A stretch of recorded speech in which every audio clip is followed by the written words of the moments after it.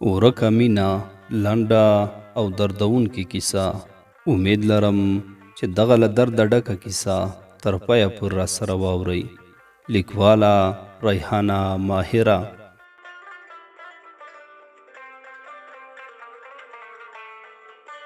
ډیر وخت بعد مې انلاین ولیده.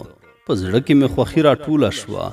ورسره له یوې هیلې شاید زه یې نه یم هیره کړې، شاید زه یې په زړه کې اوسم او ورته ګرانه یم. خو بیا مې ویل نه، داسې نه ده. که زه یې چېرته په زړه کې وای یو میسج خو به یې راته کړی و. زه هم لږ ورته په تمه شوم. له ځان سره مې کرله وریبل. تېر یادونه مې یو سترګو ته ودرېده. پوره نیم ساعت مې ورته انتظار وکړ، خو د هغه لخوا هیڅ میسج رانغی. آخر مجبوره شوم ورته ومې لیکل: سلام، څنګه یې؟ مریض خو به نه یې؟ میسج ورغی، زړه مې ټوپونه وهل چې اوس به څه وایي او یا به څه نه وایي، ځواب به راکړي او که نه. همدې فکرونو په مخه کړم. د میسج لیږلو پوره 10 دقیقې ووتلې چې ځواب یې راغی. خوشحاله شوم. لیکلی و: وعلیکم سلام، مننه، ښه یم. زه لا په تمه وم چې نور څه به لیکي، خو نور یې راته هېڅ ونه لیکل. ما ورته ولیکل: له ما نه خو نه هېرېږې؟ زه درته په یاد یم او که نه؟ دا دومره موده چیرته وې؟ ولې نه راتللې؟ ولې څه در باندې شوي وو؟ آخر ته ولې داسې یې چې ځان دې ورک کړی دی؟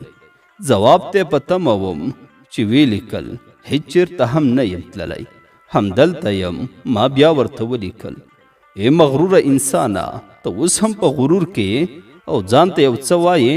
څه شوې ستا هغه وعدې، هغه لفظونه، هغه قسمونه؟ زه دې په خپل کړي باور پښیمانه کړم چې په تا مې وکړ او خپل ټول ژوند مې درپسې وتاړه. زما له احساساتو سره دې لوبې وکړې. ای بې دلیله رانه لاړې. ته چې په کومه ورځ تللی یې، ما ته مې خپل ضمیر پیغور راکوي او راته وایي چې تا خو ویل زما ژوند ډېر د خوشحالیو ډک دی. خو اوس څه شوې د خوشحالۍ ژوند دی؟ اوس په خفګان تېرېږي. تا خو ویل ته مې ژوند یې، خو ژوند دې اوس یوازې پرېښوده. څومره بې وعدې یې. هغه راته ولیکل: زه دومره اوزګاره نه یم چې ستا هسې خبرې واورم. هیله کوم ما پرېږده. له سترګو مې بې اختیاره اوښکې لاړې. له ځان سره مې ښه ډېر وژړل او دغه ټپه مې په آخره کې ورته ولیکله: مین دې کړم، جانان دې نه کړم. مین دې کړم، جانان دې نه کړم. په زړه دې پاتې شه نیمګړي ارمانونه. که چېرته کېږي بېرته راشه، که چېرته کېږي بېرته راشه. قسم د یاره ځمکه ځای نه راکوینه. ټوله ورځ مې وژړل.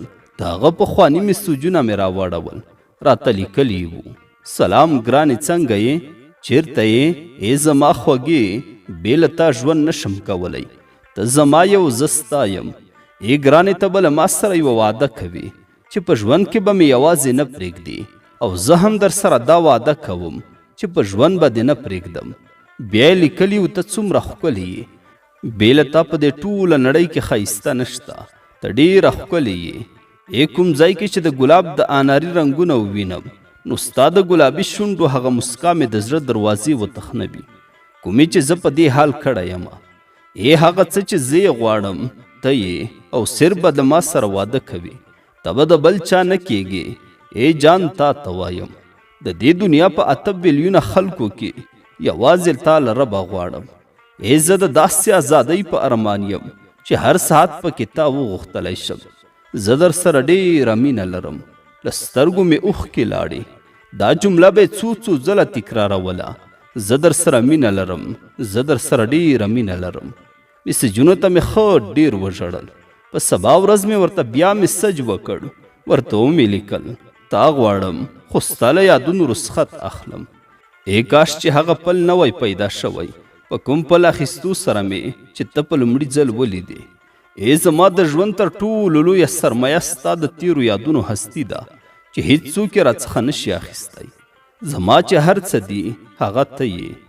ای ستا د مینې یادونه زما په زړه داسې خواره دي لکه پر هنداره پراته ګردونه چې هر څومره یې پاکه کړم، شیبه وروسته پرې بیا پراته وي. ای ما له ځان سره پرېکړه کړې ده چېرته چې مې جانان وي هلته به زه یم. ان که هغه ژوند راته دوزخ هم وي، نو ما ته به له جنته کم نه وي. موبایل ته مې وچې سترګې نیولې وې. د هغه د ځواب په تمه وم. پوره 20 دقیقې بعد یې ځواب راکړ او راته ویې ویل خو هغه تیر یادونه، هغه خبرې، هغه هر څه له ذهن نه وباسه. پرېږده یې، ما ورته ولیکل خو اوس هم زه تا سره مینه لرم. هغه زر ځواب راکړ نه، ما سره مینه مه کوه. ما کوژده وکړه. د ماما لور مې له لاسه موبایل وغورځېده. پښو لاسو کې مې دمه نه وه. په سترګو مې تیاره خوره شوه او نوره په ځان پوهه نه شوم. وخت همداسې تېرېده. یوه ورځ د کړکۍ خواته راغلم. له کړکۍ مې لاندې وکتل، سترګو مې تور وخوړ. ډېر بیروبار و. خلک راته داسې ښکارېدل ته به وایې مېږته نه دي. د کړکۍ له خلاصولو سره مې د خلکو شور ماشور واورېده. په دې ښار کې ډېره ګڼه ګوڼه وه. هر یو کس په خپل کار پسې روان و. یو دم مې سترګې په یوه هلک ولګېدې. اریان مې نیغ سترګو ته ودرېده. د خیالونو دنیا ته یې بوتلم. په زړه کې مې د ورکې مینې دردونه خواره شول. د هغه کس څارنه مې وکړه. ټول هغه ته شوی و. زړه مې د خوښۍ زیری راکوه. خو بیا مې وویل نه، هغه خو دا 1 کال کېږي نشته. خو دا به څنګه وي؟ په همدې ځوان باندې مې نظر و. له ځان سره مې وویل دا دی پسرلی هم راغی، خو د اریان کوم خبر رانغی چې دا به چیرته وي او څنګه به وي. ګوندې زه نه یم هیره کړې، یا به یې له یاده وتلی یم او ښه نه. خو نه، داسې نه ده. زما فکر غلط ده. څنګه به مې هیروي؟ آیا چې د خپل ځان نه هم ما سره ډېره زیاته مینه درلوده او اوس به مې هیروي؟ هغه داسې هیڅکله هم نه کوي. حتما به ورته کومه پیښه شوې وي.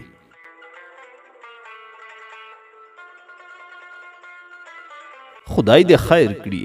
نن مې ولې د نورو ورځو پرتله زیات یادېږي. زړه مې غواړي چې ورپسې وګرځم، کوڅه په کوڅه او را پیدا یې کړم. خو که هغه سره لږ هم زما فکر وای نو یو خبر خو به یې راکړی و، یو میسج خو به یې راته کړی و. خو ځه خیر، زه به ورپسې وګرځم. دا نیمګړې مینه مو ده ډېره لنډه وه، څومره زر ختمه شوه. خو آخر ولې؟ ما خو هغه ته څه ویلې هم نه دي او نه مو تر منځ کومه شخړه راغلې ده. زه ورباندې ګرانه وم. زما هره خبره یې منله. ان له خپله ځانه هم راته تیر و. هی هی ورکې مینې چې ته به اوس چیرته یې؟ اول مې ټول ښار له سترګو تیر کړ. هغه چې د ده په شان و هغه هم رانه ورک شو. له ځان سره مې فکر وکړ لاره رانه ورکه شوه چې اوس څه وکړم او څنګه یې پیدا کړم.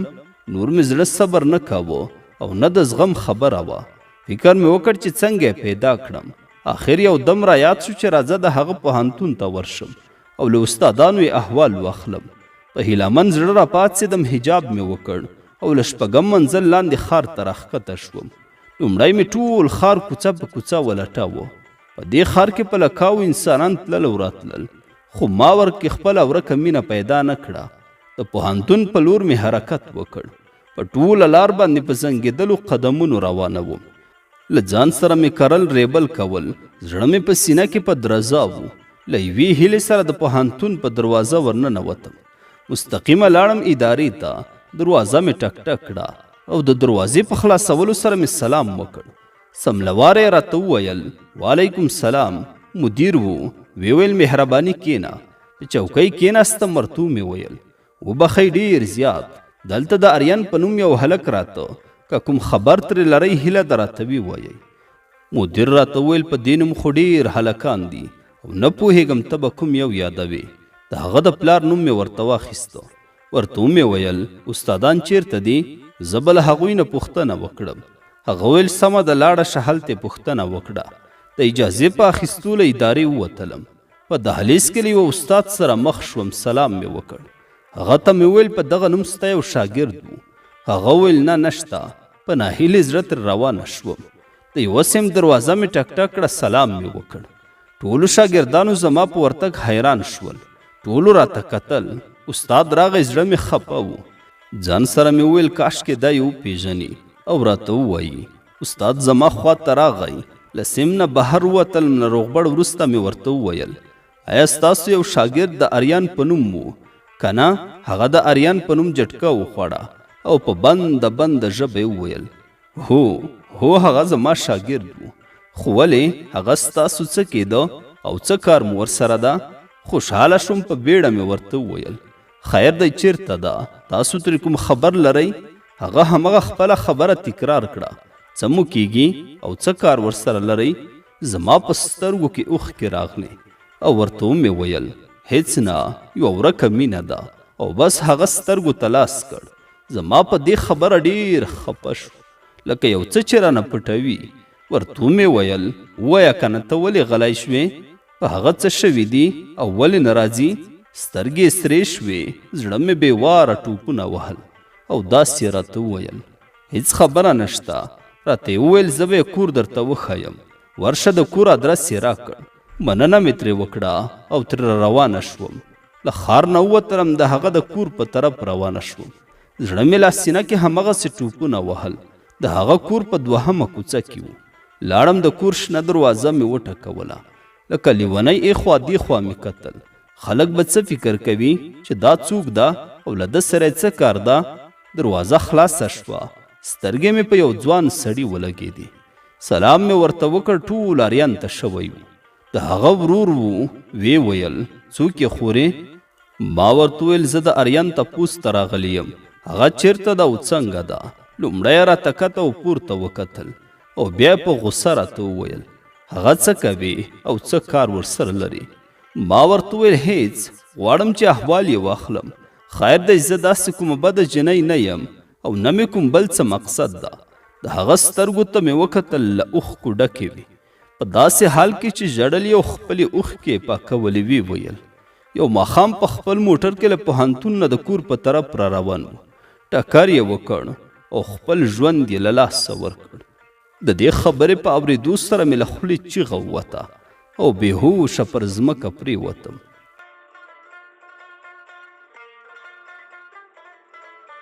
په جنازه مې بیړه مه کړئ، په جنازه مې بیړه مه کړئ، ګوندې وروستي دیدن ته یار راشي مینه. که را روان یې لږ راتېز شه، که را روان یې لږ راتېز شه، بېلچې یې دوه کړي په ما خاورې اړوینه.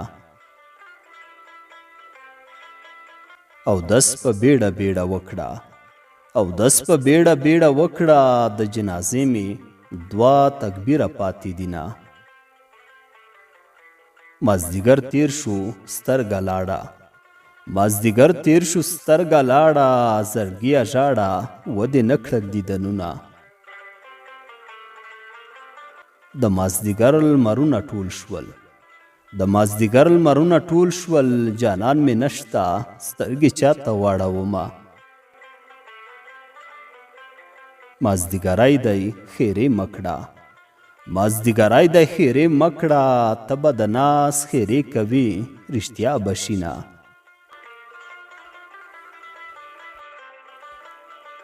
په مخه ځم شاته درګورم، په مخه ځم شاته درګورم، واک د تقدیر دی زړه مې نه درڅخه ځینه. د ګوتو لس سرونه سره کړه، د ګوتو لس سرونه سره کړه، په زړه مې لس داغونه ستا د لاسه دینه. د سترګو جنګ دی ورته ټینګ شه، د سترګو جنګ دی ورته ټینګ شه، کاږه واږه باڼه په زړه ویشتل کوینه. د زړه په څړیکو کې مې ته یې، د زړه په څړیکو کې مې ته یې، د زړه دردونه مې آباد در باندې دینه.